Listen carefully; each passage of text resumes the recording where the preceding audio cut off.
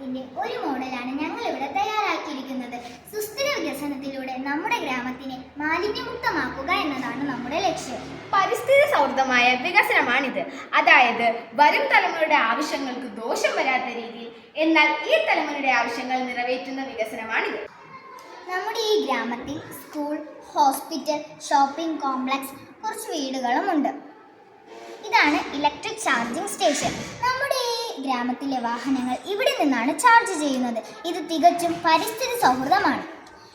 ഇതാണ് solar plant. സൂര്യനിൽ നിന്നുള്ള ഊർജമാണ് ഇവിടെ ലഭ്യമാകുന്നത്. ഇതാണ് ജൈവമാലിന്യ സംസ്കരണ യൂണിറ്റ്. നമ്മുടെ ഈ ഗ്രാമത്തിലെ വീടുകളിൽ നിന്ന് ലഭിക്കുന്ന ഫുഡ് വേസ്റ്റ്, വെജിറ്റബിൾ വേസ്റ്റ് എന്നിവ നമ്മൾ ഇവിടെയാണ് കൊടുക്കുന്നത്. ഇവരതിനെ സംസ്കരിച്ച് ജൈവവളമാക്കുന്നു. ആ ജൈവവളം നമ്മൾ ജൈവ കൃഷിയിലേക്ക് ഉപയോഗിക്കുന്നു. ഇതാണ് പ്ലാസ്റ്റിക് റീസൈക്ലിംഗ് യൂണിറ്റ്. നമ്മുടെ ഈ ഗ്രാമത്തിലെ സ്കൂളുകളിൽ നിന്നും, ഹോസ്പിറ്റലുകളിൽ നിന്നും, ഷോപ്പിംഗ് കോംപ്ലക്സുകളിൽ നിന്നുമൊക്കെ ലഭിക്കുന്ന പ്ലാസ്റ്റിക് കവറുകൾ, കുപ്പികൾ എന്നിവ നമ്മൾ ഇവിടെ കൊടുക്കുന്നു.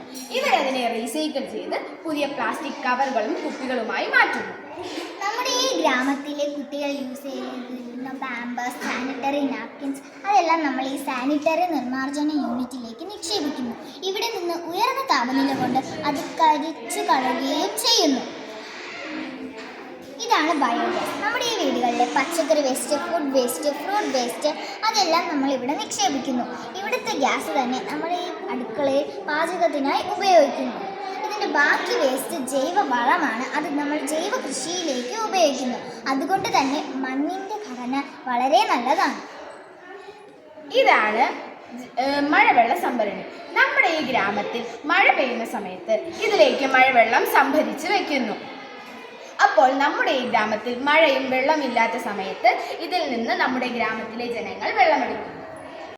മാതൃക സാധ്യമാക്കുകയാണ്